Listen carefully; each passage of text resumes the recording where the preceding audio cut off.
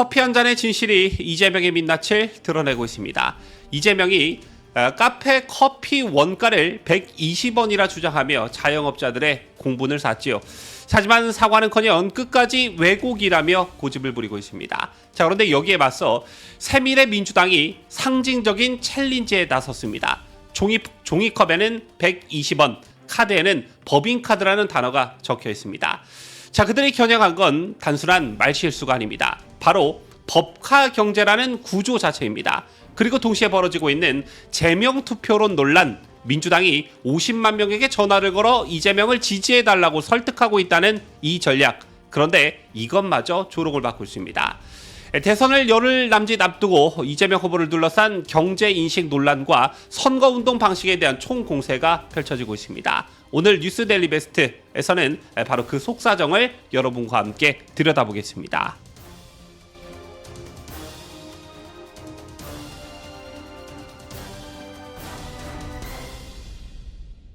시청자 여러분 안녕하십니까? 뉴스 데일리 베스트 미네커입니다. 이재명의 커피 원가 120원 발언이 선거를 요동치게 만들고 있습니다. 자영업자 단체와 카페 업계는 즉각 반발했지요. 120원은 원두가루 일부에 담갈 뿐이고 임대료, 인건비, 세금, 컵, 물, 전기료 등 수십 가지를 고려하면 도저히 말이 안 되는 주장이라는 것입니다. 자, 그런데도 이재명은 물러서지 않았지요. 의정부 유세에서 틀린 말 했느냐? 오히려 적반하장식 태도를 취했습니다. 이재명의 경제 인식에 대해 유권자들이 의문을 품기 시작한 건 그 순간부터였습니다. 그리고 이 한마디는 단순한 말실수가 아닌 일상의 무지가 대선 후보의 입을 통해 드러난 그런 순간이었습니다. 자, 그렇다면 질문이 생깁니다. 커피 원가 120원이란 주장을 하게 된 그 배경에 어떤 생활 감각이 있었던 것일까요? 자, 일반 시민이라면 카페에서, 커피숍에서 커피 한 잔을 마실 때 그 가격에 담긴 수많은 요소를 당연히 이해합니다. 하지만 법인카드로 모든 걸 결제하며 살아온 정치인이라면 과연 어떨까요? 원가라는 개념조차 현장에서의 현실과 동떨어진 계산서 위 수치로만 남아있을 수밖에 없습니다. 이 발언이 문제가 되는 이유는 단순히 커피값을 몰라서가 아닙니다. 법인카드로 커피 마시던 정치인이 커피 원가 120원을 논하니 국민은 법카 경제를 떠올릴 수밖에 없는 것입니다. 새미래민주당 전병헌 대표가 바로 이 점을 짚어냈습니다. 전 대표는 21일 SNS를 통해 법인카드 경제에 길들여진 정치인은 현실 원가를 모른다고 직격했습니다. 그는 120원이 적힌 종이컵과 법인카드라고 쓰인 신용카드를 동시에 든 사진을 공개하면서 법카 경제의 민낯이라고 표현했습니다. 그리고 전 대표는 이 사진을 챌린지로 퍼뜨려달라고 했습니다. 이른바 120원 챌린지입니다. 이 챌린지의 핵심은 시민들과 함께 자신이 지불하는 비용이 정치인에겐 얼마나 왜곡되어 있는가를 상기시키는 것입니다. 그 취지는 분명합니다.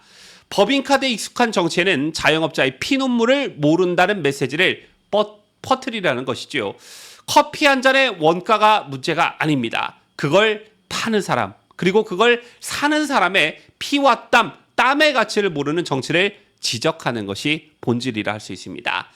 이러한 움직임은 단순한 퍼포먼스가 아닌데요. 이재명 후보가 여전히 김문기와 사진 찍은 적 없다며 발뺌하다가 실제 골프 사진이 공개돼 거짓말 정치 비판을 받았던 과거와 겹쳐지면서 국민들의 피로감과 불신이 동시에 증폭되고 있는 것입니다. 자, 한편 이재명 캠프의 선거운동 방식도 논란의 도마에 오르고 있습니다. 국민의힘 최인호 상근부대변인은 21일 논평에서 민주당이 무려 50만 명의 비우호적 유권자에게 1대1 전화를 걸어 설득하고 있다, 이렇게 밝혔습니다. 이른바 핀셋 선거운동입니다. 표면적으로는 정성스럽고 성의 있는 전략처럼 보일 수는 있습니다. 그러나 문제는 이 방식이 지나치게 구시대적이라는 비판과 함께 오히려 역풍을 맞을 수 있다는 그런 우려입니다. 국민의힘은 이를 제명투표론이라고 명명했습니다. 제명투표론은 단순한 풍자일 뿐 아니라 민주당 내부의 착시 효과를 조롱하는 전략적 반격입니다. 핵심은 이렇습니다. 전화를 받은 유권자가 지지하겠습니다라고 대답을 합니다. 민주당 기초광역의원들은 이에 감동하고 내부 분위기가 막 살아납니다. 자, 그러나 투표장에서는 김문수 후보에게 투표합니다. 결국 이재명 후보는 실제 득표를 못하지만 민주당 내부는 착각 속에 빠져드는 결과를 초래한다는 논리입니다. 이 제명 투표로는 최근 논란이 되고 있는 이재명 후보의 호텔 경제학 발언과도 맞물려 있습니다. 자, 이 호텔 경제학이란 이재명이 전북 군산 유세에서 했던 비유적 경제 설명에서 비롯된 그런 용어인데요. 자, 이재명은 여행객이 호텔에서 예약금을 맡기고 그 돈이 지역 상인들을 거쳐 다시 호텔로 돌아온 후에 여행객이 예약을 취소해 돈을 되찾아간다는 이야기를 통해 돈이 돌면 경제가 살아난다, 이런 주장을 펼친 바 있습니다.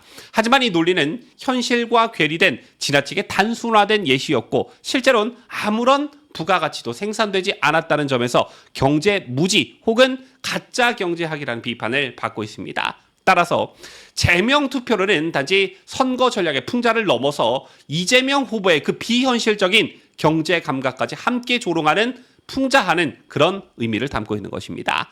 유권자들은 전화를 받을 땐 고개를 끄덕이되 실제 투표에선 정반대 선택을 하겠다는 조롱과 반발의 표현으로 제명 투표론을 내세운 것입니다. 이러한 국민의힘의 대응은 매우 전략적입니다. 직접적인 비판보다는 풍자와 조롱을 섞어 민주당의 허점을, 이재명의 허점을 드러내는 방식이죠. 그리고 이 제명 투표론이란 말에는 일종의 냉소가 담겨져 있습니다. 진정성 없는 정치엔 진정성 없는 반응이 돌아간다는 냉정한 경고적 풍자이기도 할 것입니다. 자, 이재명의 경제 인식 문제와 선거운동 전략은 결국 하나의 질문으로 귀결되고 있습니다. 개인적으로 저는 이 질문이 이재명과 김문수 후보의 지지율 격차가 시간이 가면 갈수록 좁혀지는 이유가 아닐까 싶은데요. 무슨 질문이냐 하면 이 사람이 과연 대통령이 돼서 경제와 국가를 맡길 만한 인물인가? 라는 본질적인 질문에 유권자들이 갸우뚱하기 시작했다고 저는 생각합니다. 물론 우리 보수파 진영은 진작부터 알았지만 말입니다. 여기에 더해서 이재명은 최근 또 하나의 충격적인 발언을 했습니다. 21일 인천 유세에서 이재명은 나라가 빚지면 안 된다는 건 무식한 소리라면서 정부는 적극적으로 돈을 써야 한다라고 주장했습니다. 이재명은 부채가 1,000조 넘었다고 속으면 안 된다. GDP 대부분 부채 비율이 일본은 220%이고 우리는 50%도 안 된다면서 빚을 내서라도 재정을 확대해야 한다라고 목소리를 높였습니다.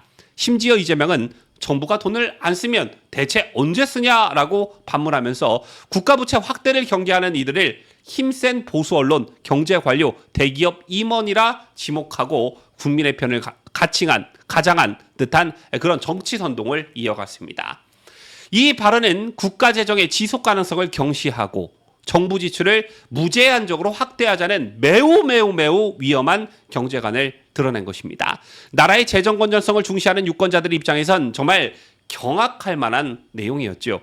결국 이재명은 커피값도 호텔 경제도 국가 재정도 모두 현실과 동떨어진 그림 속 계산기로만 판단하는 그런 정치인이라는 인상을 더욱 유권자들에게 강화시킨 셈입니다. 커피 원가 120원이 단순한 말실수였을지는 모르겠으나 그것이 드러낸 건 정치인의 민낯이었습니다. 법인카드로 살아온 일상, 거기서 파생된 비현실적인 경제인식, 그리고 구시대적 방식의 핀셋 선거운동까지 지금 여러분들 아시다시피 대한민국은 위기입니다. 그 위기를 타개할 지도자는 허황된 경제 이론이 아니라 현실의 고통을 체감할 수 있어야 합니다.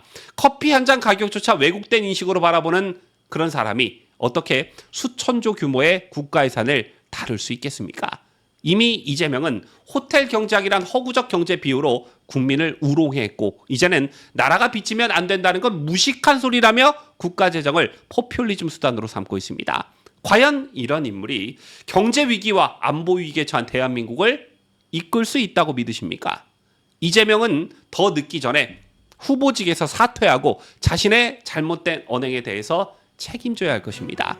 이재명이 남길 유산은 커피 120원과 호텔 경제 그리고 빚을 내서라도 표를 사겠다는 포퓰리즘 정치의 전형으로 기억될 것입니다. 지금까지 저는 자유대한민국을 소화하는 뉴스데일리 베스트 민해커였습니다.